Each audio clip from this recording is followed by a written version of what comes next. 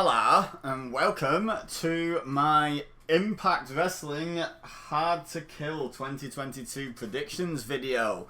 Now, before I get into it, real quick disclaimer, I haven't been keeping up with Impact recently, so just like my Wrestle Kingdom predictions that went up recently, this is going to be all over the place. I'm not expecting a great score, but as well as New Japan, as I said in the predictions on that video, I want to get back into watching more regularly. Same for Impact, because whenever I've checked out Impact within the last couple of years, it's always been a really fun time. It's just hard keeping up with all this wrestling as well as everything else I've got going on. But I have opportunities to watch a lot of wrestling with my job and whatnot. So hopefully, fingers crossed, I will be able to keep up with some more products than just AEW and WWE purely because, you know, it's just... I don't watch all of WWE, but I keep up with it because it's the main bread and butter of content, isn't it? That's still the main thing to put out there. But hopefully, I managed to keep up pretty well with Impact. So I'm going to take a wild stab in the dark at some of this based on what I know about the wrestlers involved, and what I would probably do if they just called me in now and said, "Quick, we need you to book this show." You know, what I would think would make sense. So, on the pre-show, there is a last chance match for the Impact X Division Championship. Trey Miguel, the champion, defending against Steve Macklin. And Macklin can no longer challenge for the title as long as Miguel is champion if he loses. So, that's what last chance means, isn't it, I guess? So, this sounds very much like these two have had quite the ongoing rivalry for quite some time, because that's generally where you get to this last chance match, where, you know, that's it. Cut and dry, finished. And with that in mind, I think that means Trey Miguel's going to retain, because that's the way to cut the feud, isn't it? Well, this isn't a stipulation where the loser never gets to challenge the winner again. So if Macklin wins, Trey Miguel can just challenge him again, and the feud is ongoing, kind of thing. So I think Trey Miguel's going to retain, just based on the stipulation alone. I could be way off base. By the way, let me know in the comments if I'm way off base with anything, if you're a regular viewer of Impact. I would actually love to be corrected and be given the reason why I might be wrong about some of these. So yeah, let me know your predictions in the comments in general, even if you're not a regular viewer. Like, check out the match card or listen to me going through the match card and tell me what you think will happen in each match. So that's on the pre-show. Now, what I'm going to do now is I'm going off Wikipedia. I'm going to go down to the bottom and work my way up, because that's the pre-show match, so that's obviously first. But then the next matches are the Knockouts Championship, then the World Championship. So I feel like I should do this in reverse order and finish with those. So we're going to start with Jonathan Gresham defending the Ring of Honor World Championship against Chris Saban. So Ring of Honor looking even more likely not to be done, with the fact that the championship lineages are being kept going. I've not personally heard anything about those lineages or what have you being bought off Ring of Honor, off Sinclair Broadcasting. So that to me implies they're gonna keep going themselves, doesn't it? Which is great. Now, I watched Ring of Honor Final Battle and I can't remember who, if anyone, came in as champion. Let me have a quick look, real fast. Reigns. Where is it? List of ROH World Champions. Title history. Down to the bottom. Yeah, it was vacant. Yeah, okay. So the point is, he didn't go in as champion, so he's only just won that title, and because I assume Ring of Honor are still somewhat in control of what happens to this championship, that to me means they probably want Gresham to keep the belt here. So, you know, and have a bit of a run with it. I don't know if he'll keep it all the way back to them returning to TV in allegedly March, April time. Quite possibly, though. It's only a few months. It's not a super long world title reign by any stretch, is it? So, I'm going to go with Jonathan Gresham to beat Saban here. Up next, The Inspiration, which is the former Iconics in WWE, Cassie Lee, who used to be Peyton Royce, and Jessie McKay, who used to be... I've gone blank. Billie Kay. Billie Kay, yeah. Against The Influence, who are Madison Rayne and Tennille Dashwood. Who's supposed to be the faces in that match? That's for the Impact Knockouts Tag Team Championship. I haven't... See, when I last watched, I don't think the Influence were a thing. Which could go either way, to be honest. I was about to use that to say, so I think the Inspiration are going to retain because they're the more experienced team. But also, the Influence could be put together and getting a big push behind them. You know, a big initial push. So, it's kind of actually difficult to say. I am going to go with the Inspiration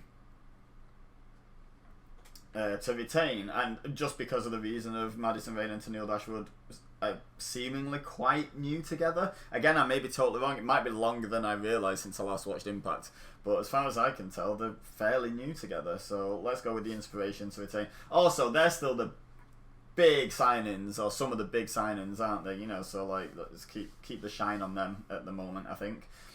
Up next, a 10-man hardcore war match. So this, at first I got a bit confused reading this because I thought it was a 10-man, like a 10-man battle royal, but no, it's 2 teams of 5, like a 6-man tag, but it's called it's a 10-man hardcore war. We've got Eddie Edwards, Rich Swann, Willie Mack, Heath and Rhino against the Good Brothers, which is Doc Gallows and Carl Anderson, and Violent by Design, which is Eric Young, Dina and Joe Doring. I'm not actually sure how to say his name. I have seen them, but I cannot remember the commentary team saying his name in my head, so therefore I can't remember how to say his name. This to me looks like a face win. Eddie Edwards, Rich Swann, big deals in Impact. Willie Mack as well. Heath and Rhino, super popular, super over. If anyone's going to take the loss, it's probably one of them two. But I think the faces are probably going to win this. They're clearly the face team here.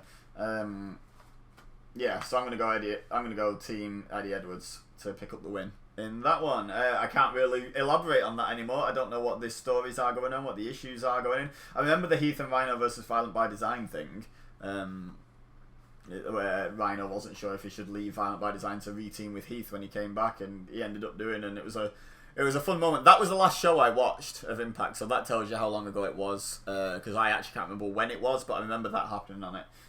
It was also the one where Moose became world champion. It was that show. It was a lot of fun. Very good show.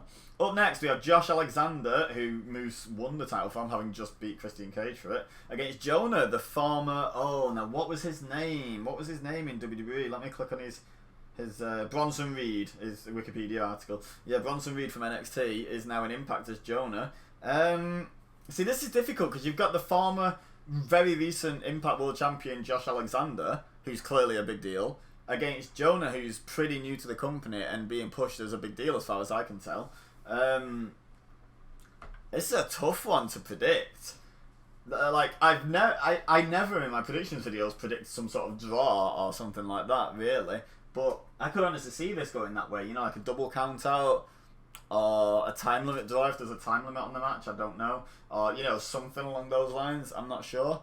But I don't want to outright predict that, because I feel like you should always predict a winner, and then if the company swerve you by doing a non-finish, that's kind of that's fine. But trying to predict non-finishes, especially on sort of big shows, I'm just not a fan of it personally. Unless I'm like absolutely convinced they're not gonna have a winner. Like if I were predicting back when Bryan Danielson first turned up in AEW, Omega Danielson, I probably would have put money on a draw there. Because who the hell did you book to win that? Danielson, Hangman, I wouldn't have known who to pick, so I'd have just picked arbitrarily. I wouldn't have put money on a draw there. There's the difference. By the way, Danielson, Hangman 1, I'm talking about, not the one this week. No spoilers, by the way. If don't panic now that I'm talking about AEW stuff and recent AEW stuff if you haven't seen it yet. No spoilers. But yeah, this one, I genuinely don't know who to pick.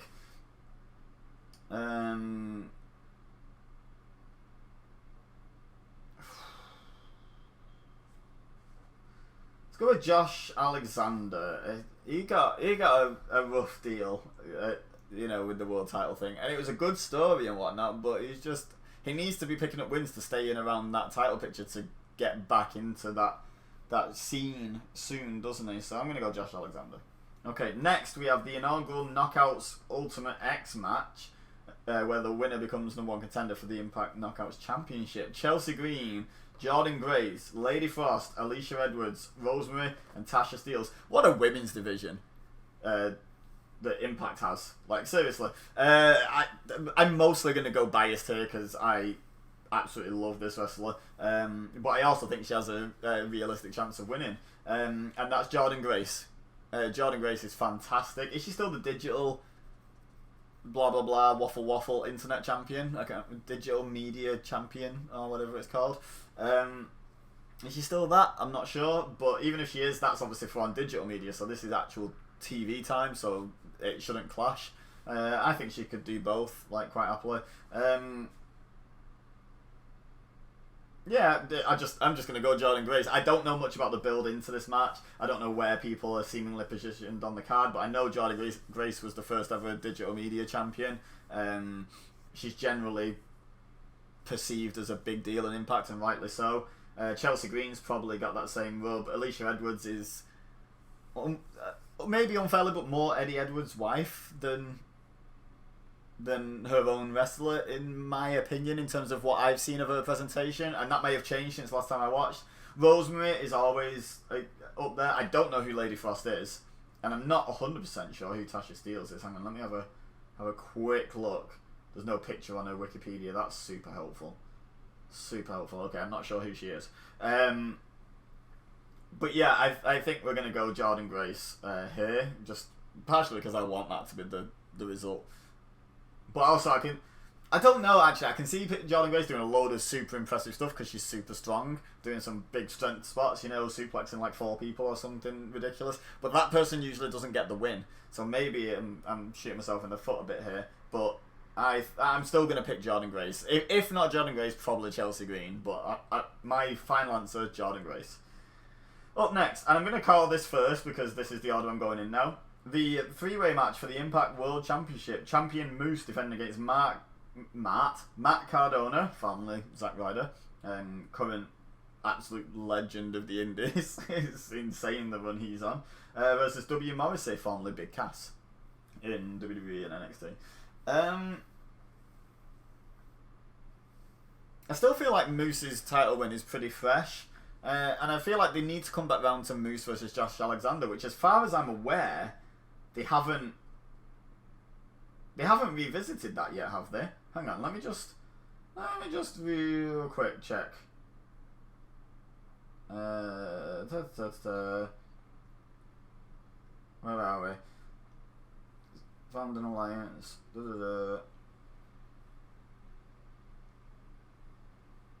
It doesn't say on the Wikipedia page that they had a rematch, but that's not, it's not a comprehensive list of everything that's ever happened, is it? I don't believe they've done the rematch yet. If they have, then correct me in the comments. But I think Moose has to hold on to the title, and that's part of the reason why I picked Alexander to win his match, is they've got to come back round to that, surely. There's that thing that needs addressing. I don't know what the next big show is. Rebellion, apparently. I don't know what that is, but in terms of like a big show, I don't know what the next one is, but I feel like maybe they do it there. Like, they hold off until the next big show, like the next super show, a Slammiversary, a Bound for Glory. I can't think what the other ones are called, the other mainstay Impact ones. But yeah, I think Moose retains here. And finally, the Impact Knockouts Championship will be contested in a Texas Death Match between Mickie James and Deonna Purrazzo. I honestly think they might put the belt back on Parazzo here. She was making plans at Final Battle to fight... God, I forgot her name, who won the Women of Honor Championship at the end. I forgot her name, but she came out and she challenged her to a title versus title, or titles versus title match, because she's AAA, I think it is, Women's Champion as well at the moment. So, I feel like because they've got plans in the works with that, and also because I kind of feel like they did the Mickie James return and title win to pop a rating, as the saying goes, and to make a moment. But I don't know if it's necessarily a good idea to have her run roughshod. She's had a couple of title defenses, mostly against like other legends, like old school like women's wrestlers, not going over a lot of current stars, which is good. I think now's the time to just drop the title back. She's had a little bit of a run, a few defenses, and bam, done, out. I think that's absolutely fine. To do that, and then Deonna Purrazzo can go on to that title unification / whatever it's going to be kind of match, just champion versus champion kind of situation. I think that's a good idea. I mean, I suppose they could just have Mickie James win and have that become a three-way situation with all three champions involved, but I think it's a lot cleaner. Mickie James didn't show up at Ring of Honor at Final Battle, you know, whereas Deonna Purrazzo did. So, yeah, I'm going to go Deonna to win. There you go. Final answer. Wham bam, thank you, ma'am. There's my predictions. Let me just quickly recap the TLDR version. Trey Miguel to retain the Impact X Division Championship. Jonathan Gresham to retain the Ring of Honor World Championship. The Inspiration to retain the Impact Knockouts Tag Team Championship. Eddie Edwards, Rich Swann, Willie Mack, Heath and Rhino to win the Hardcore War. Josh Alexander to beat Jonah. Jordan Grace to win the Knockouts Ultimate X match. Moose to retain the Impact World Championship in a three-way. And Deonna Purrazzo to win the Impact Knockouts Championship from Mickie James in a Texas Death Match. Let me know in the comments what you agree with, what you disagree with, what your personal predictions are, what an idiot I am for not knowing this, that and the other about Impact, blah blah blah. All of that is welcome. Don't forget to leave a like.